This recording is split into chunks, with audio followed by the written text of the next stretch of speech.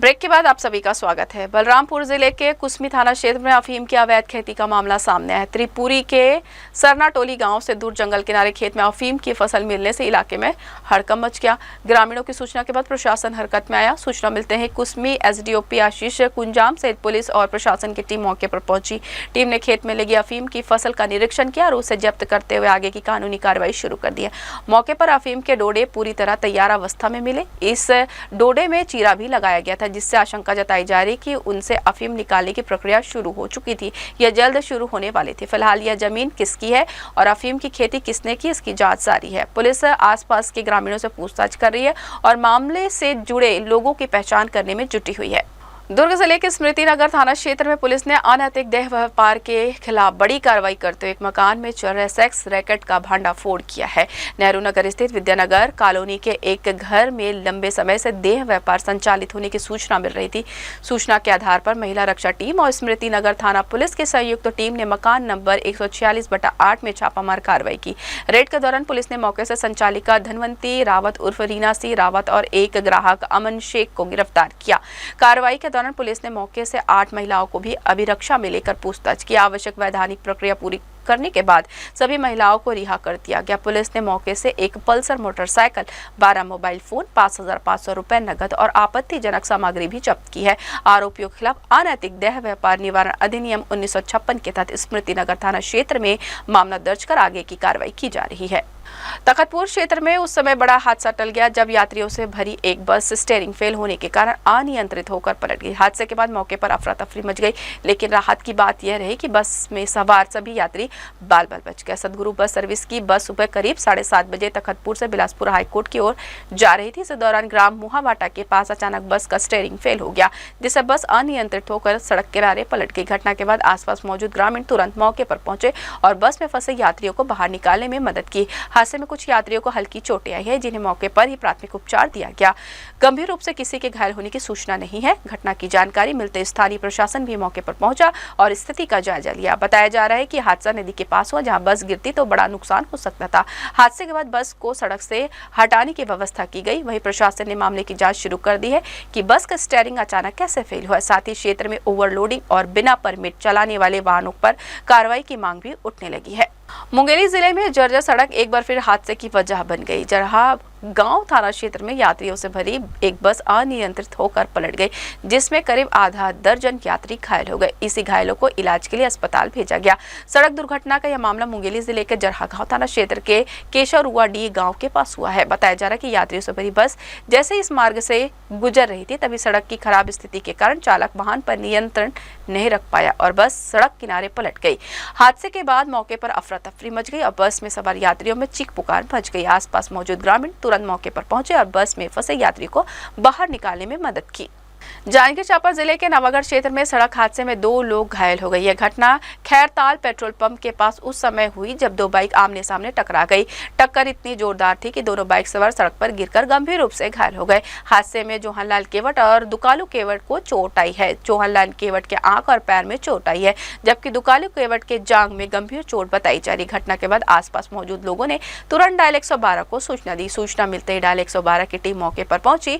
Team में मौजूद आरक्षक शिव प्रसाद और चालक संतोषदास महंत ने तत्परता दिखाते हुए दोनों घायलों को अस्पताल सामुदायिक स्वास्थ्य केंद्र नवागढ़ पहुंचाया, जहां डॉक्टरों की निगरानी में उसका उपचार जारी है।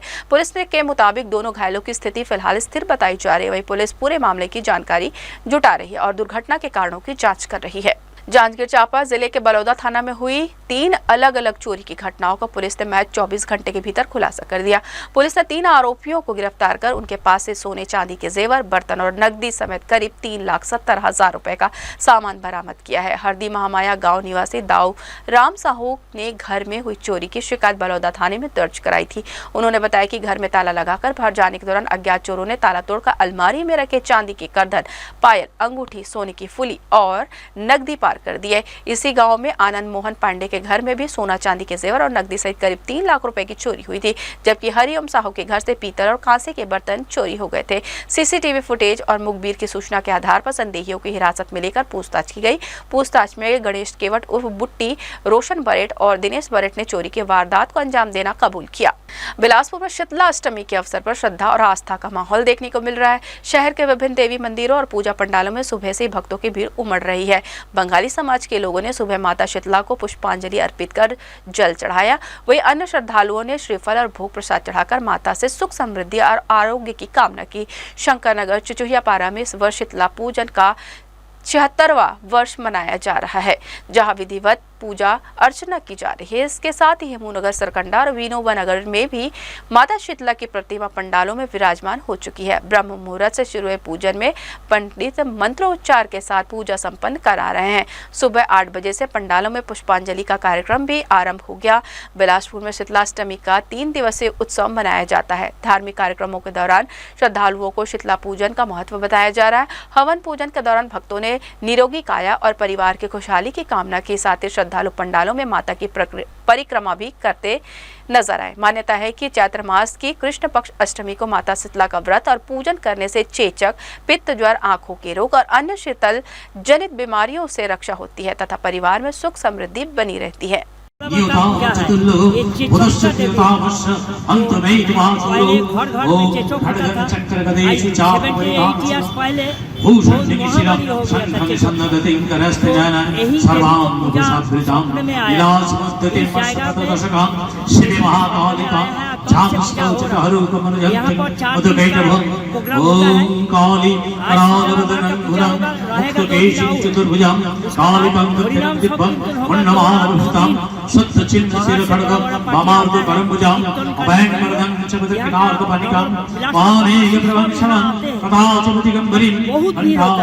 दक्षिण पूर्व मध्य रेलवे के नागपुर मंडल में रेलवे सुरक्षा बल ने आरक्षित टिकटों की कालाबाजारी के खिलाफ बड़ी कार्रवाई करते हुए 4 दिनों के विशेष अभियान में 7 टिकट दलालों को गिरफ्तार किया है।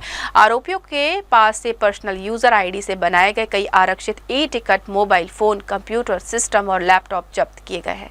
आरपीएफ ने 6 मार्च से 9 मार्च 2026 तक ऑपरेशन उपलब्धि के तहत मंडल के विभिन्न स्थानों पर छापामार कार्रवाई की।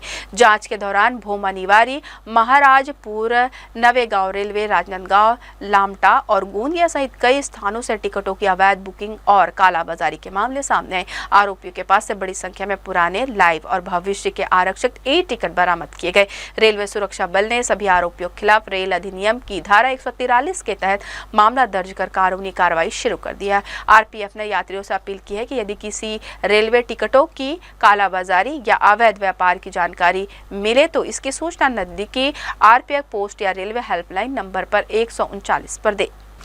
बिलासपुर में गर्मी की छुट्टियों के दौरान बच्चों के लिए आयोजित समर कैंप में मार्शल आर्ट्स का प्रशिक्षण दिया जा रहा है। बिलासपुर मार्शल आर्ट और जिला वुशु संघ के संयुक्त तत्वाधान में नेहरू नगर में यह प्रशिक्षण शिविर आयोजित किया गया, जहां बड़ी संख्या में बच्चे और उनके अभिभावक उत्साह के साथ हिस्सा ले रहे। इस प्रशिक्षण शिविर में जिला वुशु संघ के सचिव सुबोध यादव के द्वारा बच्चों को वुशु और अन्य मार्शल आर्ट की बारीकियां सिखाई जा रही है। प्रशिक्षण के दौरान बच्चों को आत्मरक्षा के गुरों के साथ साथ लाठी और तलवार चलाने की तकनीक भी सिखाई जा रही है। इसके साथ ही शारीरिक और मानसिक विकास, अनुशासन तथा आत्मनिर्भर बनने की कला पर भी विशेष ध्यान दिया जा रहा है। प्रशिक्षकों का कहना है कि वुशु कुंग-फू मार्शल आर्ट का महत्वपूर्ण हिस्सा है, जिसे एशियन गेम्स और वर्ल्ड चैंपियनशिप जैसे अंतर्राष्ट्रीय खेलों में भी शामिल किया गया है। इस खेल में राजनीतिक का हस्तक्षेप नहीं होने के कारण प्रतिभावान खिलाड़ियों को आगे बढ़ने का अच्छा अवसर मिलता है। वुशु के माध्यम से कई खिलाड़ी अपनी प्रतिभा के दम पर राष्ट्रीय स्तर तक पहुंचे हैं और सरकारी नौकरियां भी हासिल कर चुके हैं। इस तरह के प्रशिक्षण शिविर बच्चों में आत्मविश्वास बढ़ाने के साथ उन्हें शारीरिक रूप से मजबूत और मानसिक रूप से सक्षम बनाने में महत्वपूर्ण भूमिका निभा रहे हैं।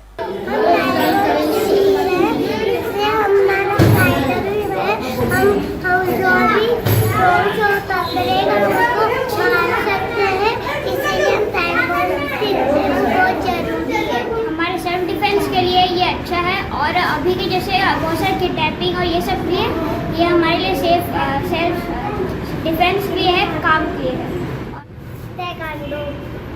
क्यों सीख रहे हैं? सेल्फ डिफेंस के लिए। सभी बच्चों को सीखना चाहिए मेरे ख्याल से तो, क्योंकि हर समय पेरेंट्स साथ में ही रहेंगे बच्चों के, तो उन लोगों को अपनी सेफ्टी खुद करना चाहिए ना, इसीलिए जरूरी है सीखना। क्योंकि आजकल के जो जनरेशन आ रही है इतने सारे प्रॉब्लम्स आ रही है। एक तो फिजिकल एक्टिविटीज़ नहीं हो पा रही बच्चों की, बहुत ज़्यादा टीवी, मोबाइल्स, ये सारी चीज़ें देखते हैं जिससे बच्चों लोगों के ब्रेन डेवलप नहीं हो पाता है। तो इसीलिए हम लोग अपने बच्चों को लाते हैं जिससे कि उन लोग अपनी सेफ्टी के लिए और अपने मेंटल स्टेटस के लिए भी इन लोग बहुत ग्रो कर सकें, इसीलिए इसे करवानी बहुत ज़्यादा ज़रूरी है। तो यह थी इस बुलेटिन के तमाम खबरें। देश विदेशी खबरों के लिए बने रहिए जी न्यूज़ के साथ। मुलाकात होगी अगली बुलेटिन में, तब तक ले दीजिए प्रेरणा को इजाजत। नमस्कार।